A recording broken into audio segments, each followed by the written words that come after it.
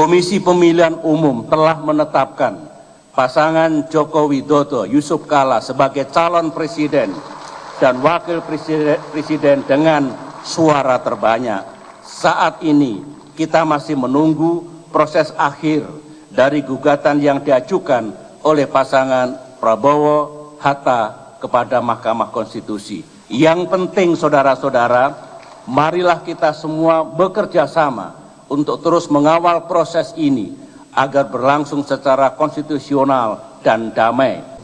Alangkah malangnya kalau demokrasi tersebut akhirnya kehilangan jiwa kerakyatannya dan kemudian panggung politik hanya didominasi oleh segelintir elit yang berjiwa transaksional, apalagi bila dicampur dengan nasionalisme yang sempit.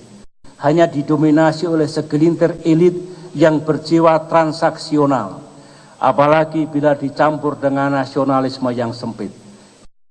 Dan kemudian panggung politik hanya didominasi oleh segelintir elit yang berjiwa transaksional, apalagi bila dicampur dengan nasionalisme yang sempit. Hanya didominasi oleh segelintir elit yang berjiwa transaksional, apalagi bila dicampur dengan nasionalisme yang sempit. Dan kemudian panggung politik hanya didominasi oleh segelintir elit yang berjiwa transaksional, apalagi bila dicampur dengan nasionalisme yang sempit. Kalau itu yang terjadi, maka malapetaka akan kembali menimpa negara yang kita cintai ini. Kita harus terus menjaga agar gravitasi demokrasi Indonesia terus berkisar pada rakyat. Dan yang keempat atau yang terakhir, mari kita jaga momentum bangsa yang positif dan perspektif ini yang dengan susah payah kita peroleh. Dalam demokrasi 240 juta adalah suatu proses belajar yang tidak akan pernah ada habisnya. Tentunya dalam 10 tahun saya banyak membuat kesalahan dan kekhilafan dalam melaksanakan tugas. Dari lubuk hati saya yang terdalam, saya meminta maaf atas segala kekurangan dan kekhilafan itu.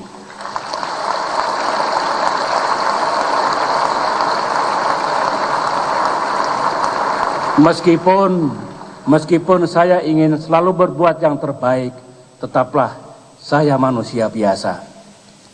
Di mimbar yang mulia ini, saya, Susilo Bambang Yudhoyono, juga berjanji untuk membantu siapapun yang akan menjadi Presiden Republik Indonesia tahun 2014-2019, jika hal itu dikehendaki.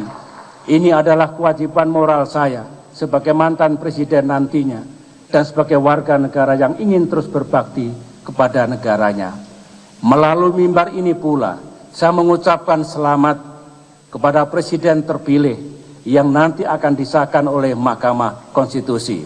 Semoga Tuhan Yang Maha Kuasa, Allah Subhanahu wa Ta'ala, melimpahkan rahmat, karunia, dan ridhonya kepada kita semua dalam membangun bangsa dan negara kita menjadi bangsa yang besar, maju, adil, sejahtera, dan bermartabat. Dirgahayu Republik Indonesia. Terima kasih. Wassalamualaikum warahmatullahi wabarakatuh.